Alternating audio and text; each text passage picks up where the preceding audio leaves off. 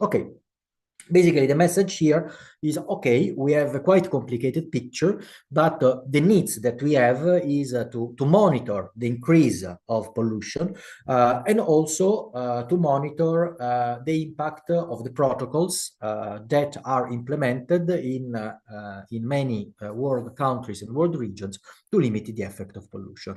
What satellite can do for this? This is this is the object of the remaining long part of this presentation. Satellite, the advantage of satellite is that they measure at distance. They use techniques of remote sensing, so they cannot sample the atmosphere because they are from 100 to 1,000 of kilometers far away from the ground, and basically they take pictures. So this is from everything where everything has started. So this is the origin of the Earth images. This is an image from a rocket in 1946. So we started to observe the Earth from outside, and already here you can start to see clouds. But okay, things have evolved. And in this moment, we can say that we are, in the golden age of the Earth observation. So basically in the 90s, there were around 10 Earth observation satellites, while in 2020, we will have had and have about 150 Earth observation satellites. So we can have information on the surface properties, on the wildfire. This is an example on wildfire, on the vegetation, on air pollution, and so on. And then Europe will be in a unique position. Having the operational missions that you will hear about next week, the Sentinels, and the Earth Explorer missions that are implemented by ESA. But let's go now a little bit on what can be observed by satellites. So this is an example. Nitrogen dioxide, you have probably heard about the measurements from Sentinel-5. Sentinel-5P. We go a little bit back in time. So this is OMI. This is ozone monitoring instrument. So it's the precursor of TROPOMI, that is basically Sentinel-5P. And here we have the possibility to see what happened between 2005 and 2010. So in blue, we see that the columns, the tropospheric columns of nitrogen dioxide decreased, mainly in Europe and the US, while increased in, let's say, most of the populated area, including China. What is quite interesting is that the Chinese NOx emissions, in fact, after 2010, they started to decrease. This is due to the benefit or to the activity that started for the Beijing Olympics in 2010, and the emission basically are starting to slightly decrease. Observing nitrogen dioxide, we can also see different things. So basically, we can see the effect of the changes in industrial production, and this is an example. It's not COVID. It's not the effect of COVID. It's a paper that dates back of 2012 that tracked the Greek economic crisis in 2011. Basically with reduction of nitrogen oxides here. So we see that we have a decrease during the year due basically to the decrease in oil consumption. And these are the observation of nitrogen dioxide from Schiamacchi. The same here for SO2. And here also we see in Athens, for instance, still with OMI, that is in blue, a drop from 2009 in terms of the peak of nitrogen dioxide. This is related to the decrease of the traffic that is related to the increase of the price of the fuel. This comes from a Nature paper and shows basically the weekly average cycle that can be derived from satellite datasets in different countries. In Europe, so in Europe we see that typically we have a drop in nitrogen dioxide with different regimes. So basically the stronger drop during the weekend is recorded in Great Britain, probably because everything is shut down. Thank you God it's Friday. While is to a less extent in Turkey. While, for instance, in the Middle East, the strongest drop is during Friday. That is okay. The feast day for Muslim religion, while in Israel is for Shabbat. Again, for Asia, the decrease during the weekend is less marked, except Japan, for the emission of all the pollutants. Basically, this is a good way to have an estimate of the impact of emissions on the tropospheric column of nitrogen dioxide. One big point, basically, is I go back to the ozone, and one of the points of the ozone, of the tropospheric ozone, is that despite the decrease in nitrogen oxide emissions, in fact, the concentration of ozone is not really decreasing. So you remember, no, in one of the first slides, we had these trends since the last 2 centuries, or the whole last century. And here again, the data set from Jungfraujoch and Zugspitze, they show a decrease of the intensity of the trend, but they don't show a reverse of the ozone concentration. And in fact, if we make use of the satellite data, and here is again a trend in ozone, what we do observe is basically an increase or a high concentration of ozone basically everywhere in the northern hemisphere, plus a big amount of ozone here in subequatorial Africa that is related to the intense biomass burning.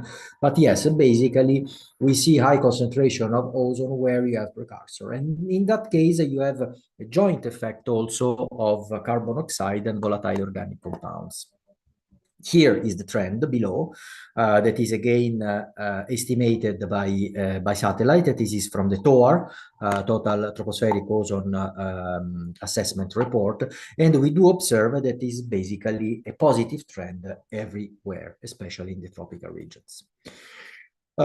This is what looks like a trend from satellite. So this is again from the TOR, and here you see how the different instruments, they do observe the trends in the northern hemisphere. I mean, there are shifts, there is a strong annual cycle, but basically all the trends from the satellite dataset are significant from 96 to 2017. In the southern hemisphere is less marked, less variable, but also there are for some instruments, like for instance GOME, there is also a positive trend that is significant.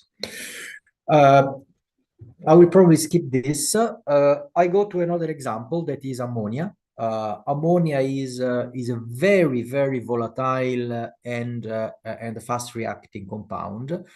And again, looking at the difference in 7 years, it is possible to observe, as we have observed for the ozone and as we have observed for the nitrogen dioxide, the changes in the pollution, in the burden of the species that is related to changes in the emissions.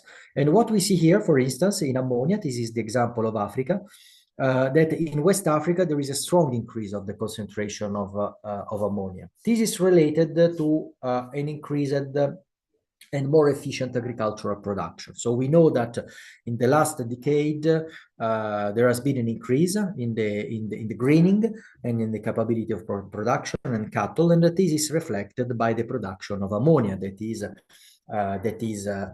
let's say at the end an emission that is related to the intensity of production of nitrogen. So it's a leftover from nitrogen. On the other hand, is not always like this. So for instance, in South Sudan, there is a decrease. The decrease is possibly related to, in fact, to reduction in agricultural production there, but also in a change in burned area, so in the activity of fires. Still going on the emission estimate, one big thing that is coming with satellite data is about the emissions of carbon dioxide. So carbon dioxide is a big thing. let's say, is a big elephant in the room.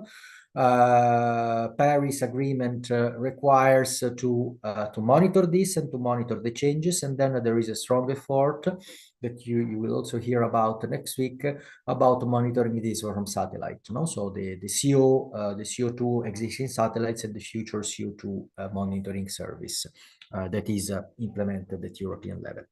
And basically here it shows how you can identify CO2 sources from satellite with the satellite SWOT, and for instance having increases like this, and using the shape basically of the concentration of CO2. There is a way, there are methods to estimate in some way the intensity of the source that led to this CO2 concentration. One of the difficulties that in fact the CO2 here, I mean, here is a bit small, but basically you see that there are changes of a few units, okay, in terms of ppm. So basically you need to have the sensitivity that is going from 405 to 410 ppms. So you need a sensitivity that is more or less, let's say, more than 1%. So you need 0.5, 0.3% of accuracy here in order to be able to see this. Then one of the methods that is used is, for instance, to use nitrogen dioxide. So nitrogen dioxide is observed, is a more binary value. So you have the emission, you don't have it because it's a fast reacting. We will come back to this concept in a few slides. And in some way is used as a trigger. So I can observe nitrogen dioxide, and then nitrogen dioxide is a place where I can have likely also a CO2 plume. For sure, there are also methods of using AI, ML algorithm and so on, but I won't enter in this detail. I mean, it's just for you to be aware of this, let's say, of this series of applications. I go now a little bit on some technique, observational technique. So basically, what a satellite observes. Okay. Here below, I made a schema of the different chemical reactions, different processes that happens for chemistry and aerosol in the atmosphere. So here are the aerosol. So you have organic emissions, you have water vapor, you have emissions from in the industry. I mean, I didn't include the natural ones that are also very important, like dust. Or wildfire, but I mean, basically the message is that you have emissions and then you have transformation processes. The same for the chemistry. The chemistry, so you have emissions that are anthropogenic, natural, and you have physical and chemical transformation processes. So chemical are all the reactions that we have also detailed before. So for instance, the regime of photochemical pollution that is again represented here, but then you also have dynamic, like deposition, like mixing, like dry deposition, wet deposition, but also, for instance, exchange with the stratosphere. So basically, you have a range of processes that transform what is emitted to a more steady status of the concentrations that then are observed by satellites, because at the end, the satellite observe the attenuation or the interaction of radiation with matter, so with the molecules, in the whole atmosphere or in different atmospheric layers. So basically what the satellite observes is a perturbation to a black body emission. No? So if, for instance, we take a reference black body emission here at the soil temperature, at the ground temperature average, climate average, so 20 degrees Celsius, basically this is what the satellite observes. So with all this attenuation of the signal that is due to the absorption that happens in the atmosphere due to the different species. And looking at different spectral windows, you have the capability to estimate the amount of attenuation. And the amount of attenuation is given by two factors. The first one is the efficiency, the quantum efficiency of absorption. But this is known, okay, this is tabulated, and that this depends on the wavelength that we know, that we control, because, I mean, we observe at a certain wavelength, but also depends on the chemical structure, and this is given. No, this is atomic. The second part is the amount. So basically, once I am able to measure the amount of attenuation, I have an indirect estimate of the total amount of the molecule. Okay, I will not much enter into this, but I mean, basically the message is, okay, we measure column, so we measure an integrated effect, and I have the possibility to distinguish on different species. So basically, the satellite, they measure in the case of, for instance, in the case of UVVs or infrared, they measure the interaction of this radiation, sun radiation, with the atmosphere. In terms of both reflection, so for instance, if I go in the ultraviolet, I observe the reflection of the sun on the surface, and then the interaction with the atmosphere. So there is a question of estimating this vertical column, but basically the interaction happens on a slant column, so on something that is oblique with respect to the total column. Then you also have satellites, instruments that work in the infrared, and the infrared basically is directly the emission from the ground, and the emission from the ground in the infrared domain is also attenuated by the atmosphere, but also interacts a lot with water vapor, temperature, and so on. So it's a bit more complicated. Just to mention that, okay, so these are the so-called nadir techniques. So basically, I have a column. That's it. There are also techniques, this is the example of limb scanning.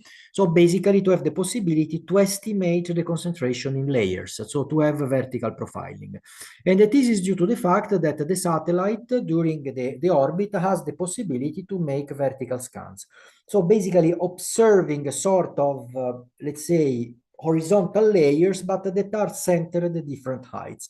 And then with the convolution methods, I mean, the most known is the Rogers, but I mean, there are several of them. Basically, it is possible to obtain the average concentration on layers that in general, they have a thickness of a few kilometers.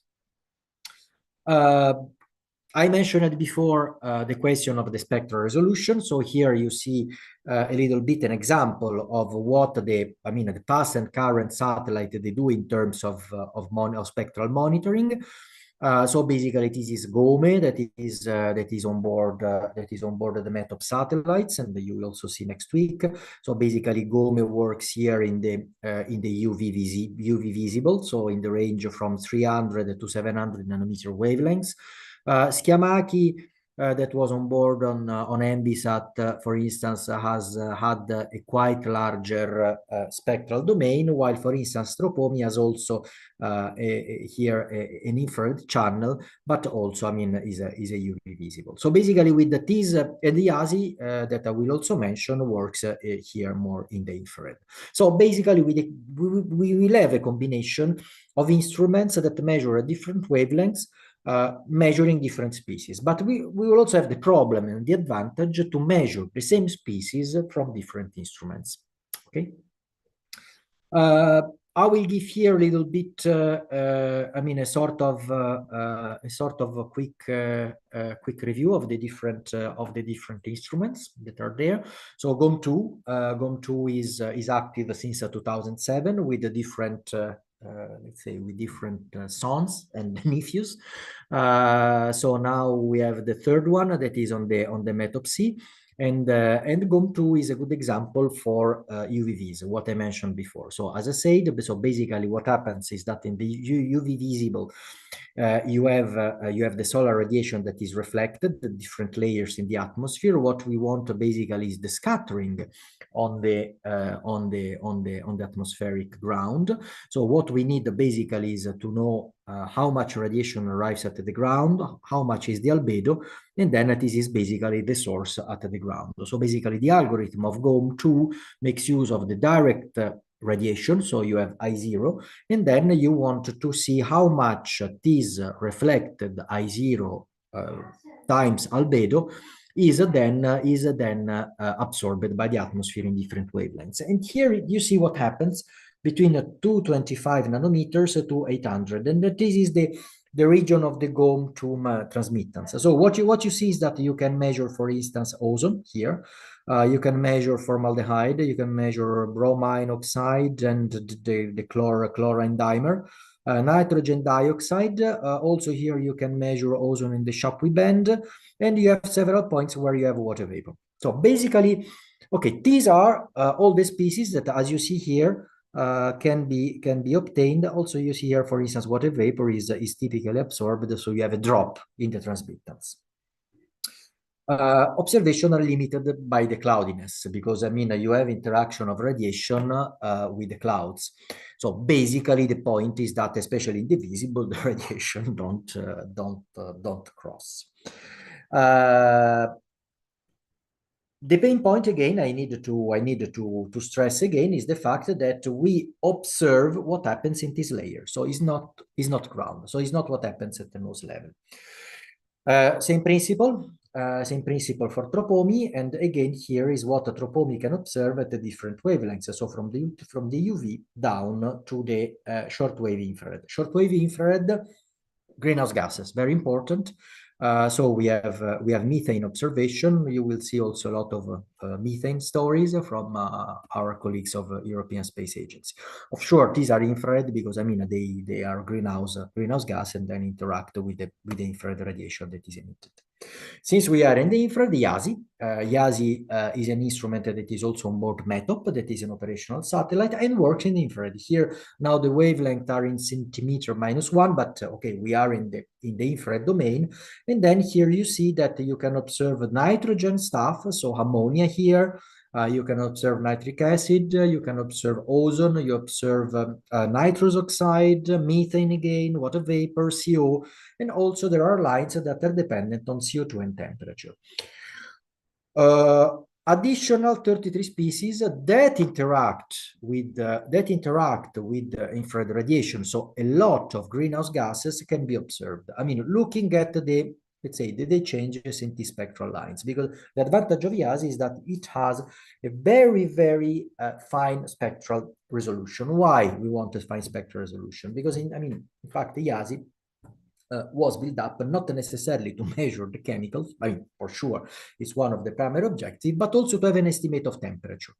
So basically, the point was to be able to observe the emissivity of at a different temperature, at different wavelengths, because as we know, the temperature changes with the height in the atmosphere, and then in some way, every layer is representative of a different emissivity temperature. And then in some way, this was, I mean, the objective of YASI was to observe the changes in emissivity at different heights. So the possibility basically to reconstruct or to have information on the radiance, on the infrared emissions at different heights, and then is crucial for meteorology, basically for meteorological assimilation.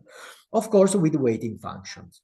So the layers that we are considering are not necessarily one ideal layer of zero width, but in general, they are representative of a thinner part of the atmosphere. And here are the so-called weighting function. So basically, how much the single layer is representative and which part of the atmosphere it embraces. We see that the lower weighting functions that are the more interesting for us for the part of the pollution, as you see here, basically they are representative of a good bunch of the troposphere. Orbits. So we have discussed about the spectral resolution. Now we go to the orbit question. The orbit question is important because basically it determines what is measurable, what is the resolution, and what is the time coverage. So basically we have two type of orbits. The first one is a sun-synchronous, is a polar, you see here in the picture. So basically you have a satellite that always observe at the same time, the same point of the Earth. So basically it's there and the Earth turns below, or vice versa. But basically the message is that the satellite makes what? So basically observe on these belts The satellite in this orbit for geodesical and orbit reasons is in an altitude that is between 300 and 600 kilometers height, like the International Space Station, and then is relatively close to the ground, relatively close to the surface. So you have the advantage of having more signal. So you can have a higher spatial resolution. You are closer to Earth, and you can also use active observation like radar, lidar, and so on. The problem is that you don't have a constant coverage in time. So basically, you reobserve the same place after one day, few days, but you also observe it at the same time. That is a limitation, especially for what is fastly evolving, like, for instance, nitrogen dioxide that has a very clear daily cycle. Geostationary observe always the same phase, so basically it orbits together with the Earth. The advantage is that you always observe the same phase, so this is Meteosat. So basically, so you always observe the same phase, so you have the time resolution, you see a movie. But the disadvantage is that on one side you observe just one side of the Earth, and then you need the constellation, but we have them, we are building them. The point is that you have large viewing angles on the borders, so you have a sort of distortion, and also you are far away. So embark there, active remote sensing is no way. And you need very sensitive devices, very sensitive observing systems, because basically you are at a higher distance. What you can observe, I mean, from polar orbit, as I said, you have this type of this type of belts. So, for instance, this is visible together with firepower, so with detection of fire pixels. This is an example that comes from firms from NASA, and also, to be fair, here are our colleagues from ESA, and this is Sentinel-5P, the measurement of CO. So what happens here is that even if this looks like a map, so basically every SWOT here is observed at a different time. So in the case of CO, that is evolving, but has a quite long lifetime, basically, I mean, this can be assimilated to a map. But in case of a fast evolving species, I mean, we need to take this information with more care.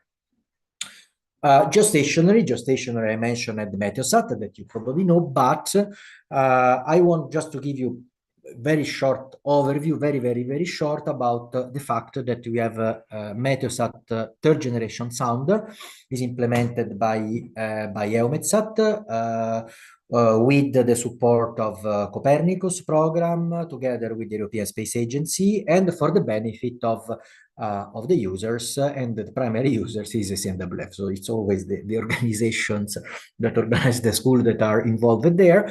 And basically there will be two instruments that will observe in geostationary ways. So the first one is an hyperspectral infrared sounder, so it's a big YASI.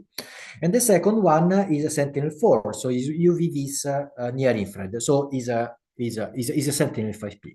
And as a Sentinel-5P, can observe in that case nitrogen dioxide. This is a simulation of what Sentinel-4 will observe, with a time resolution of 1 hour and with an horizontal resolution of about 4 to 6 kilometers. And this is an example of the production of nitrogen dioxide from wildfires during the summer 2021 in Greece and here in South Italy, with other points here that are basically the nitrogen dioxide emissions that are nitrogen dioxide concentration that are due to the emissions of the town of Naples and the town here of Bucharest. Just to give you an idea, a geostationary satellite comes with a high intrinsic, quite high resolution. This is an example of GEMS, that is the Korean UV-Vis spectrometer, geostationary. That is already flying since 3 years. And here is compared to what we have with the GOM2. So GOM2, these are both observation of nitrogen dioxide. And you see that basically the two satellites, they are able to observe and to identify the regions, but this is at one fixed time. this is an average over different times, so you can monitor the evolution, and of course, sure, there is a question of increasing the resolution. This is part of the constellation, so mentioned Sentinel-4, mentioned GEMS, and the tempo has to be mentioned as well. Tempo is now flying, the first test data are getting out, and so we are really hoping, in a relatively short time, to have, these three, okay, observing spot points. I need to move a little bit on going a little bit more in detail on what is observable, what is observed, and which is the role of the atmospheric lifetime. Because we have said, okay, we have stated, we have seen that we observe a vertical column. So basically, we observe an average concentration, okay, a steady concentration. And what determines a steady concentration? So basically, if we have a concentration C here, okay, the concentration C, or the variability in the concentration, is due to two factors. So one is the wind, so is the circulation, and here is the divergence, okay, is the scalar product between the U, that are the atmospheric winds, times the gradient of the concentration, plus production terms and loss term. Basically, what does it mean? It means that production is typically what is emitted, but also what is generated in the chemical reaction, and loss is what is deposited in, for instance, on the land, on the oceans, but also what is lost in the chemical transformations. So basically, what you need is to estimate the circulation, but also the intensity of the loss and production. If we close ourselves in a box, so we imagine that with the satellite we are observing a box. So we observe what happens there in the box of atmosphere, and I want to know what determines the concentration that I am observing. So I have the emission that at the end is the thing that I would like to estimate, if possible, but the concentration X is given by what enters here in the box, what goes out from the box, what is produced locally, what is lost locally, and what is lost in terms of the position towards the ground. And then I can estimate an atmospheric lifetime. So basically, atmospheric lifetime is the total amount of the pollutant or of the species M. Beware, this can be aerosol, can be water vapor, can be CO2, can be whatever, and is the ratio between this mass and what is removed, so the mechanism of removal. So basically, this is this is the result of the differential equation, and basically is total mass ratio outflow, so what is transported out, what is lost in terms of chemical, and what is lost in terms of deposition.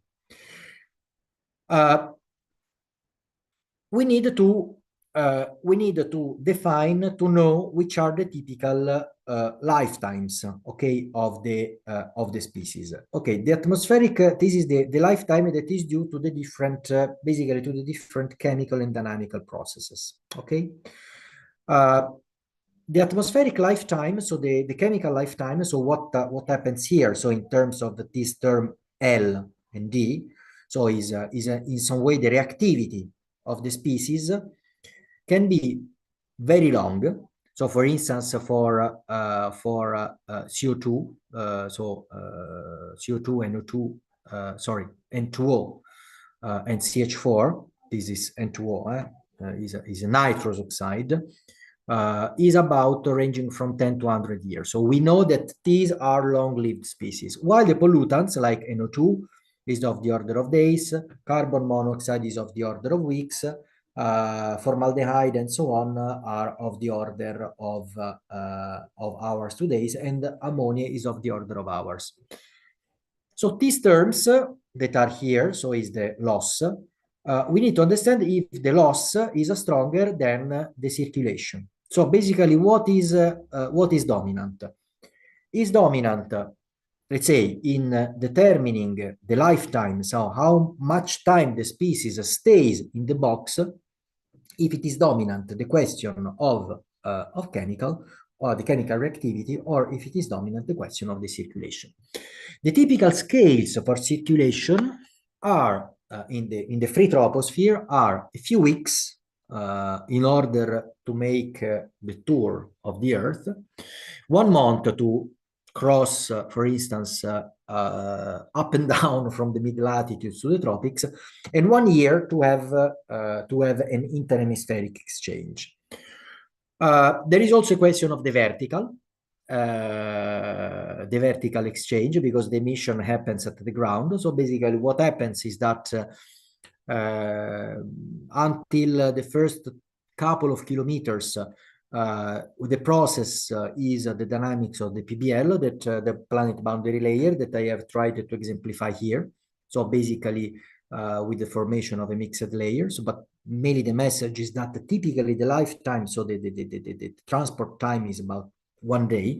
So we need to have a full cycle of the boundary layer in order to mix up and down the emission that happens at the ground, while in the vertical, going further up, so basically we have transport time in the free atmosphere, in the free troposphere, of about 1 week, and then in order to cross the tropopause, so to enter in the stratosphere, is a question of years. So again, you have 3 regimes: 1 regime fast, that is of the order of the day; 1 regime that is average, that is order of the month, that means global in the troposphere; and then a 3rd regime that is totally global, so interhemispheric plus stratosphere, that is of the order of the years. And in fact, what we see here is that you have a temporal scale, but also a spatial scale of mixing. No? So basically, the shorter lived are the species, the smaller is the spatial scale. So basically, for instance, nitrogen oxides, they will have a scale that is of the order of the kilometers in height and in distance. So basically, these species, they stay quite close to the emission. While for the carbon monoxide is more difficult, because you have carbon monoxide that is transported, because it has a lifetime of a few weeks. So it can, for instance, be transported over the globe, while for the greenhouse gases, they are so-called well mixed, because in some way you lose quite track of the emissive point. Remember about the question of carbon dioxide. And also the vertical profile here, you see this is the example of the mixing ratio versus height.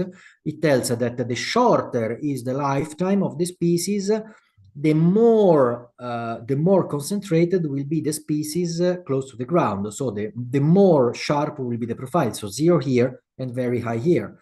While the longer is the chemical lifetime, the more efficient will be the vertical mixing. And then you will go for species that have 100 years of lifetime, like carbon dioxide, you will have a sort of a flat vertical profile. So the species is well mixed also in the vertical.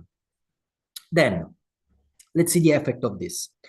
Here we have nitrogen dioxide. This is from Tropomi. This is 1 month accumulated. But as we see, with nitrogen dioxide, we are able to identify emissive spots. So because the lifetime of carbon dioxide, as we said, is of the order of a day. So basically, it stays close to the emissive regions. But beware, this is still the tropospheric concentration.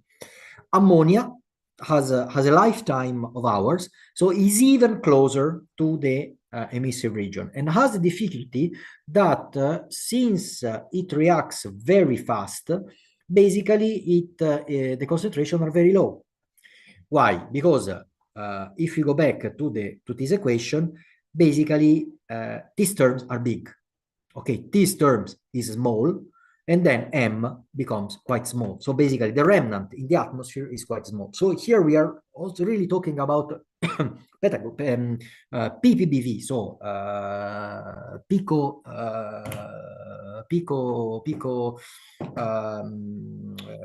parts per volume. So we really need to have a very, very, very good accuracy or to work with a strong accumulation of data.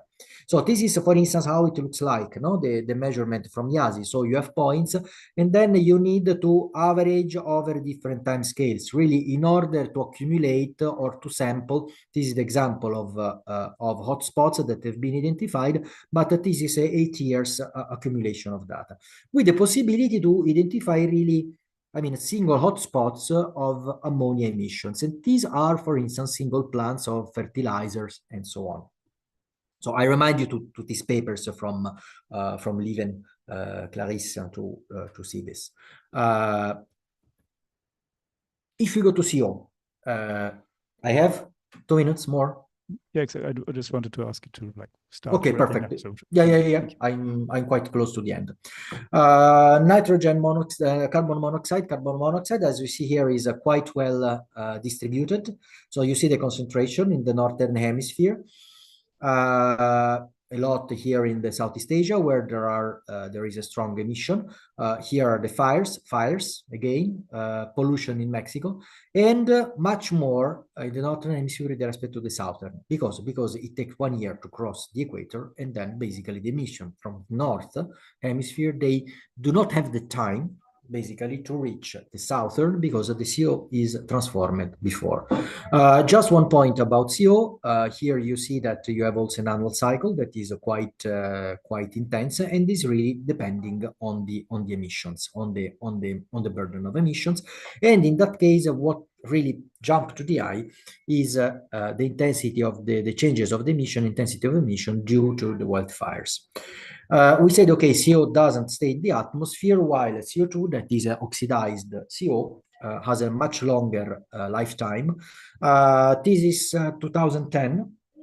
So I mean, don't jubilate, don't be too happy, because I mean the concentration now is 410 to 415. So this is a previous in the previous decade. But what you see here, for instance, is that you see differences of about 10. It is micromole per mole, so it's about 10 ppb. 10 ppm, sorry, 10 ppm. That is due to the fact that you have a difference in transportation from the northern to the southern hemisphere, as we said before. So basically, you see in the southern hemisphere the CO2 concentration of a couple of years before. So you see the effect of the emissions that were happening a couple of years before. Last word about the aerosol. I will not have the time, but I mean, I will leave you the presentation here. I just want to mention in 2 minutes the question of wildfires, because the wildfire will be object of the practical part that is that you will find next Monday. So basically, wildfire is a big thing. Is changing. Is a natural source, but is also much impacted by the climate change. Climate change is changing the current and will change the future fire regime. An example is from Arctic. We will have a prolonged fire seasons, but we also have a strong need in satellite observation. The example is, for instance, on the burnt area that you see here. And the burnt area shows that there is, for instance, a decrease in biomass burning areas in Africa. But again, I mean, the uncertainty is still there. And this is an example, for instance, on how the Canadian wildfire reached Europe. This is with long-range transport. And this is an example of what happened with the Australia bushfire. So that reached 35 kilometers of altitude with layers of smoke observable with calliope. What you will see, and will be introduced by Dominica, is the measurement of smoke, but also the measurements of fire radiative power. So basically, is an estimate in the infrared of the intensity of the fire that has a very clear infrared signal, and is observed as difference between channels, and gives the possibility to identify the position of fires like this and relate them to the smoke. So I will stop here with the lesson learned that we have. So we have a very large amount of satellite observation, and this is increasing. I will try to be very synthetic. Many geophysical variables that are essential for atmospheric composition, pollution. We can use them for supported emission estimate. However, important, we need the schools like this one because are not always easy to interpret. And there are many issues in terms of, or points that you need to know and you need to work on in terms of coverage, representativeness, and also uncertainty. So I stop here. I've been just a bit long, but... Yeah. Anyway, thank you very much, Federico. It was really a very comprehensive overview of the state of the art. And I think a very good introduction also for the webinars that are upcoming on modeling, forecasting, on data assimilation, evaluation, validation, and the downstream services. So now we have, I think, the basics for the upcoming webinars and also for next week's on-site course. I don't see any questions so far. I wonder whether the participants have any. They can, as mentioned before, write them in the question answer part. For the time being, maybe I would like to, as a first icebreaker question, a bit now based on also what you mentioned, ask about with forward looking. So, in your opinion, what are the most pressing issues and upcoming challenges in remote sensing in the context of atmospheric composition, taking into account also a bit this triangle of spectral, spatial resolution, orbit? Where is there still a lack? Where should it go, and where is it going in terms of European and global observation? I try to cut the question in two. Okay. So the first one is, okay, we have observations. So we have and we will have more and more. I haven't mentioned also the private initiatives. I mean, we have EUMETSAT.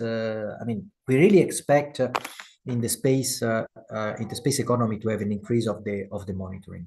So the first thing is to make a synergistic use of them. So to put them together, or to understand what you can have from one technique and what you can have for another technique. I mean, one example that I haven't discussed now, for instance, if you measure atmospheric dust, and you can have atmospheric dust from the infrared, but also from the visible, you have two different measurements that have two different sensitivities, two different errors, and they try to measure the same thing. We try to have an information on the same thing, but you have differences. So it's really, let's say, from the scientific and technical point of view, not easy. The second point is about what we need to measure. So basically, okay, the big thing will be to measure well the CO2, the carbon dioxide, and the different species. And what will be important is also to be able, in terms of research, in terms of science, to make use of the satellite for the processes where we have more unknown issues. So like, for instance, I've mentioned the secondary organic aerosol, but I mean, they're not even secondary because in many regimes, they are the primary source of particulate matter, no? So, I mean, also having the possibility to measure the species that are behind this, and also to relate that to the level of particulate matter. So for this, you really need to go more and more down and to have more and more sensitivity and the capability in observing, let's say, thinner layer or lower concentration. Then there is a question of resolution. So basically, many of the applications really require to go at, let's say, plant level or to go at single emission point level. So we really have many requests to go for applications that also consider climate change at very local level and the impacts. So this is another aspect. So basically the resolution. And then there is also an element that is close to my heart because I was working on stratospheric ozone, is that we are losing the capability to monitor the layers. So we will not have very soon the capability to monitor the vertical structure, the vertical distribution of, for instance, carbon monoxide, ozone, and so on, because microwave limb sounder that is on the very successful Terra Aqua A-Train system will be shut down. I mean, we really need to give continuity, no? Because it's important also in terms of of climate datasets, but also, I mean, to understand things or to discover things that were not seen before. For instance, with the instruments, with the instrument MIPAS that is able to measure ammonia, no, at 15 kilometers, was able to identify the presence of ammonia at 14 kilometers height as an outflow of convection above polluted regions. I mean, it's important because it really contributes to the progress of science.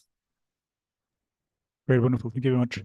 There are a few questions, and so starting with Bertrand, if you like to, you can open your mic if you want and pose your question. It's up to you. It's I mean, I can answer. I mean, desert dust. Okay, yeah, exactly. Yeah. I just summarized for those who maybe not see it, particularly also in the streaming. So there's a question on, would you like to say a few words on desert dust and how their concentration are measured and the variation? I mean, if I can take just 1 second, here is it. I think it's this is faster.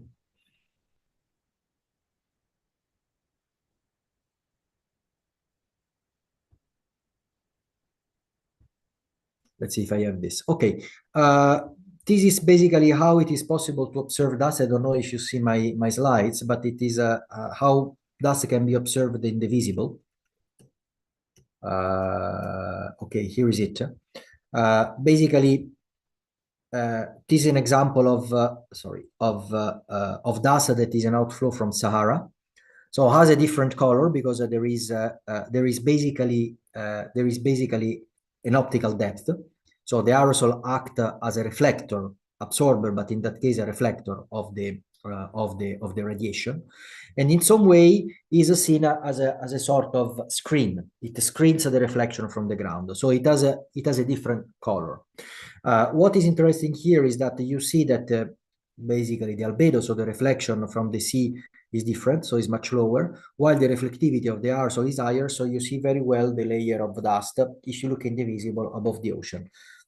Less easy to see it above the ground where the level of albedo is very similar. In that sense, for instance, measuring the infrared is interesting because you are more independent from the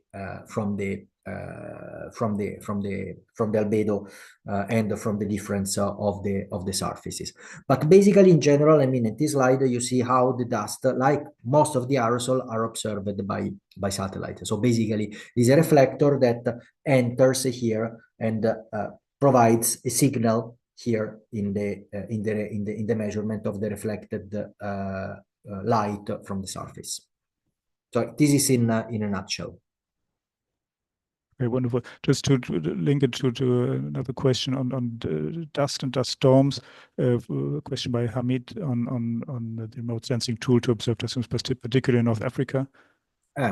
Yes. I think again here is a question of synergy. So in some way, for sure, the satellite is very important because, for instance, in North Africa, you have the Meteosat, and you have now also the Meteosat third generation. So you have measurements every, I mean, few minutes, so you can see the evolution of the dust storm.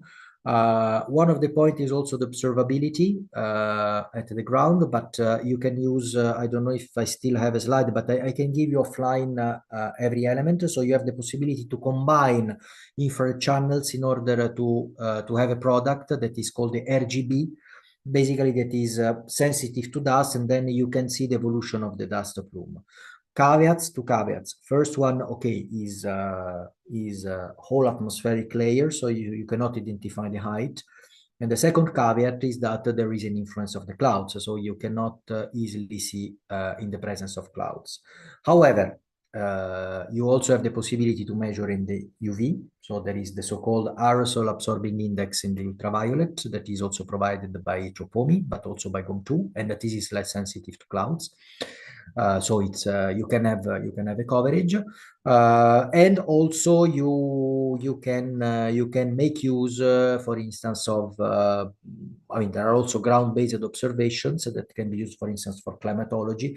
There are not much of them in North Africa, but I mean, there are more of them, for instance, in the Mediterranean basin. There are the Aeronet and these ground-based remote sensing. I hope that I have answered to the question. Thank you. But I mean, I can provide any type of material on this. Wonderful. Yeah, the 3 more questions I see. First by Daniel Helm, if you want to briefly open your Yes. I could ask. Yes, sure. There are methods. There are methods, many of them. So, I mean, methods are okay. As I have really fast shown very fast is okay, making use of observation of species that are closer to the ground, like NO2, for instance, observe the, let's say, the shape of the distribution of concentration around an emissive source, and basically estimate what I have defined before, the term of, let's say, of transport, so of diffusion. So basically it's the inversion of, they try to inverse the equation of diffusion in order to obtain the term E that I have shown in my slides. So this is technique 1. AI ML, so there are also techniques that do this in many ways, so inverting the emissions, but also, for instance, inferring relations between satellite data sets and air quality stations. So basically making a sort of intelligent interpolation between the two. So having the possibility to infer from the relation that you can find with the IML algorithm of the dependence and the covariability of ground-based stations and satellite, in order basically to have the possibility to estimate, to extrapolate the ground-based concentration with satellite everywhere. You have CAMS, you have methods like CAMS, so that make use of assimilation. So basically CAMS assimilate the satellite observation into a full let's say, a state-of-the-art model.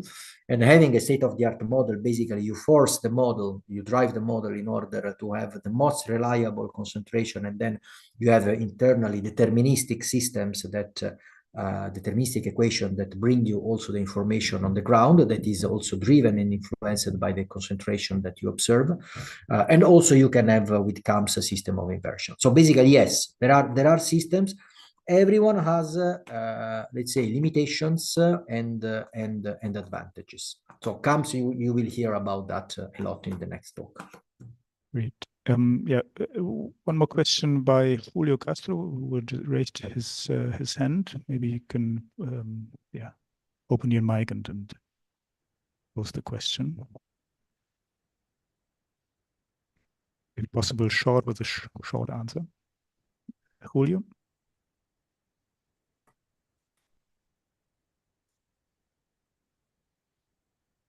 Julio's, oh, okay, Julio, the floor is yours for the question.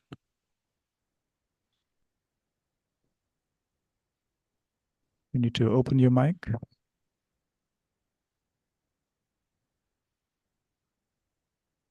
If not, yeah, maybe we can go first then to Abhishek. You also raised your hand. Please ask a question.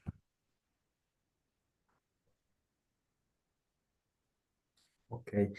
We have a question from Trismono. Okay. Yeah. So yeah, we take them since it seems.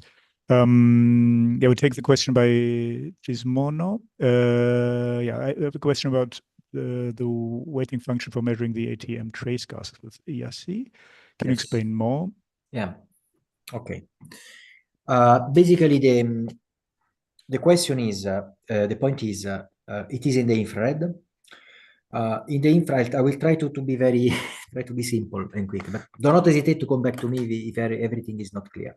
So weighting functions are intrinsically there because imagine that you sample at the different points in the infrared. Okay, so basically the maximum emissivity, okay, depends on the temperature. So if you have a black body, okay, the black body, maximum of the black body, the position in the wavelength depends on the temperature, okay, at which you have the emissions.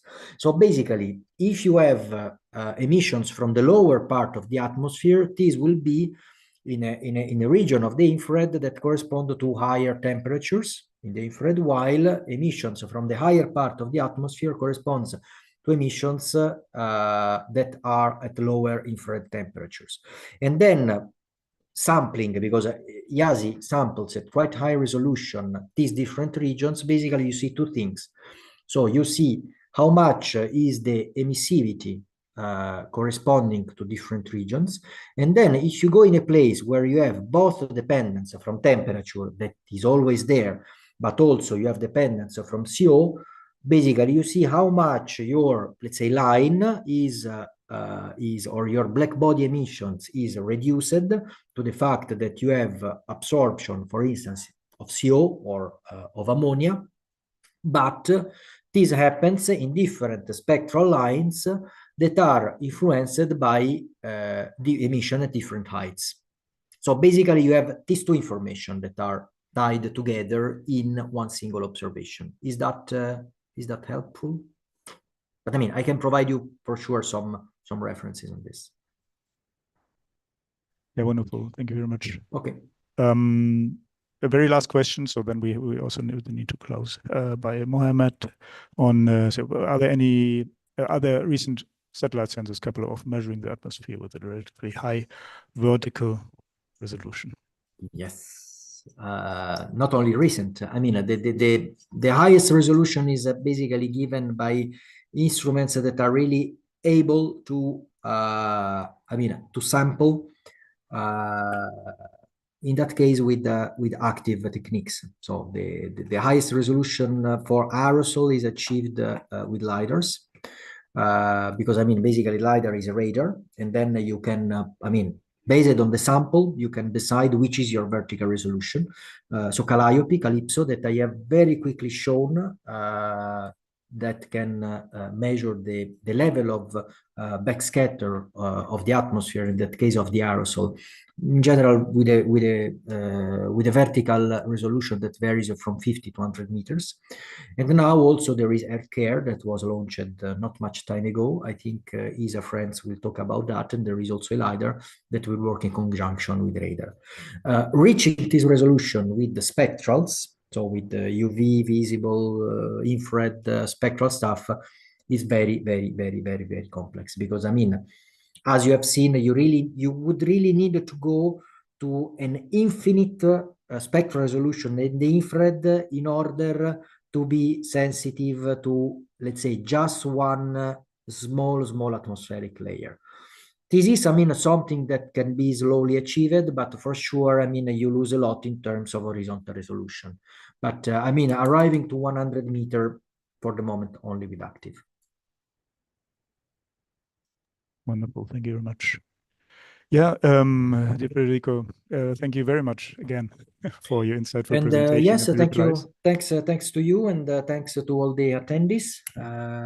As I said, I mean, I am there, so you can really drop question at any time, any moment. I'm happy to answer, and I also would like to enjoy the remaining all the presentation, all the webinars, and also the on-site part of the school for those who will attend.